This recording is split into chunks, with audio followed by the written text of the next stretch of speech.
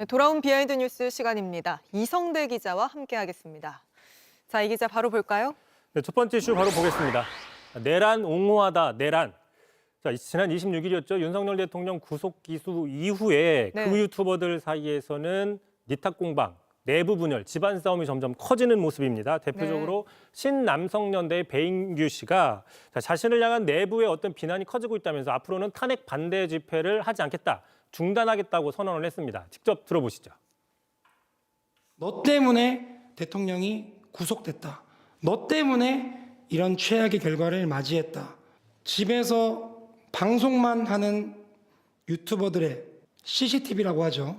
집회 현장만 찍으면서 산책 다니는 그 친구들에게는 책임 전가를 안 하더라고요. 그래서 저도 집회 안 하겠습니다. 사실 일반 시청자분들은 배인규 씨가 누군지 잘 모를 수도 있을 것 같은데 이번에 탄핵 반대 집회를 주도하고 또 서부지법 폭동 사태 때 저희가 보도했었는데 이렇게 영상 빨리 다 내려라, 폭동 사태 찍힌 거 이렇게 호소했던 인물이죠. 그렇습니다. 말씀하신 것처럼 지난 서부지법 폭동 사태 당시 현장에도 있었고요. 다른 극우 유튜버들에게 체증되면 다 잡혀가니까 빨리 영상을 내려라라고 얘기를 해서 뭐 증거인멸이 아니냐 이런 또 네. 논란이 있었습니다.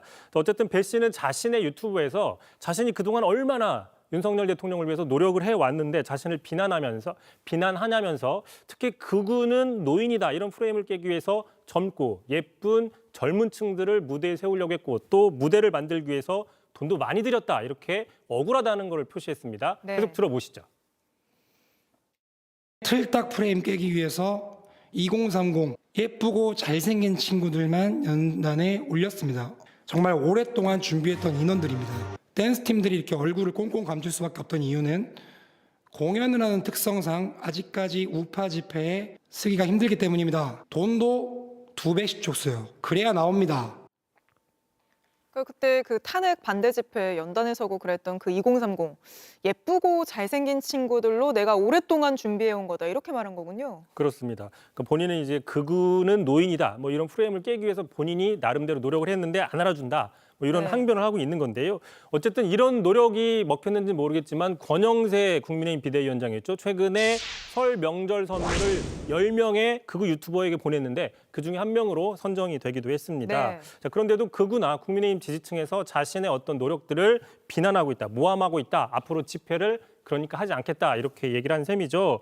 참고로 윤 대통령 변호인단은 그동안 체포도 구속도 구속 기소도 전부 다 불법이다 이렇게 주장을 해왔었죠. 자, 그러다 보니까 극우 보수 진영에서는 윤 대통령을 지킬 수 있다면서 여러 지지층들을 선동해 왔는데 막상 구속 기소가 돼버리니까 내부에서 혼란이 생기고 내부 갈등, 내부 다툼이 커지고 있는 거 아니냐 이런 분석이 나오고 있습니다. 자, 실제로 극우 유튜브 세계에서는요 지금 뭐 배인규, 전광훈 씨 등이 모여 있는 광화문파와 최근에 급등하고 있는 뭐 역사 강사 전한길 씨 등이 속한 걸로 분류가 되고 있는 여의도파 이렇게 나뉘어서 갈등과 분열이 커지고 있다. 또 이런 분석도 나오고 있습니다.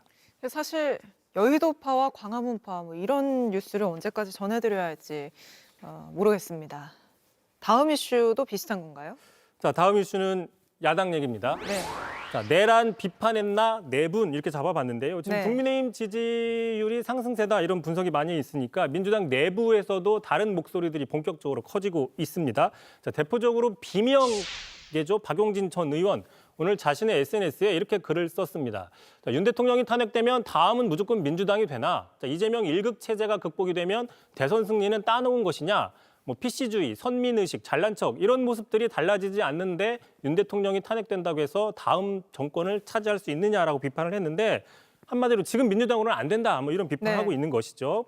자, 어제는요 대표적인 친문 주자죠 김경수 전 지사가 이재명 대표를 향해서 치욕스럽다고 하며 당을 떠난 분들에게 사과하라 상당히 센 발언을 해서 또 논란이 일고 있습니다. 네, 그러니까 이재명 대표 지지율이 30%대 박스권에 갇혔다는 말들이 나오면서 이 비명계에서 이런저런 말들이 나오는 것 같은데 이런 가운데 오늘 이재명 대표가 문재인 전 대통령을 찾아가지 않았습니까? 아무래도 그런 측면도 있다 뭐 이런 분석들도 나오고 있는 것이죠. 어쨌든 친명계도 그러다 보니까 목소리가 같이 커지고 있습니다. 자, 네. 대표적인 의원이죠. 최민희 의원 오늘 자신의 SNS에 자, 대권을 꿈꾸시는 분들 윤석열 대통령 파면 이후에 자, 민주당과 나라를 위해 난 이렇게 할 것이다라는 비전부터 내놓고 경쟁을 하자라고 썼습니다. 네. 자, 불법 계엄이나 내란 사태에 대해서는 별다른 역할을 하지 않다가 내부 공격부터 시작하는 거냐라는 불만을 제기한 셈이죠. 근데 참고로 잘 보시면 왼쪽 하단에 또 정성호님, 그 친명 핵심으로 불리는 정성호 네. 의원도 좋아요를 저렇게 눌렸습니다. 말 나온 김에 정성호 의원 이야기 한번 들어보겠습니다. 이 내란 국면을 만드는 윤석열 대통령을 엄정하게 심판하고 또 혹시나 있을지 모를 조기 대선에서 민주당이 승리할 수 있게 그렇게 하는 데서 본인이 어떤 역할을 해야 될지 좀 그런 고민을 좀 해주시길 좀 부탁드립니다. 어쨌든 지금 이제 조기 대선이 만약에 실시가 된다고 하면 민주당에서는 이재명 대표가 가장 유력하다는 얘기는 많이 나오고 있죠. 네. 하지만 후보를 추대할 수는 없습니다. 민주정당에서는 쉽지 않은 일이기 때문에 네. 결국에는 당내 경선을 치를 수밖에 없다는 얘기가 많이 있습니다. 이 때문에 다른 후보 주자들이 이 대표를 향해서 견제 목소리를 내고 이에 맞서서 친명계에서도 반발하는 목소리가 앞으로도 계속 커질 수 있다. 이런 분석이 커지고 있습니다. 알겠습니다. 오늘은 여기까지 들어보죠. 이성대 기자였습니다. JTBC 뉴스를 시청해 주셔서 고맙습니다. 저희는 저녁 6시 30분 뉴스룸에서 뵙겠습니다.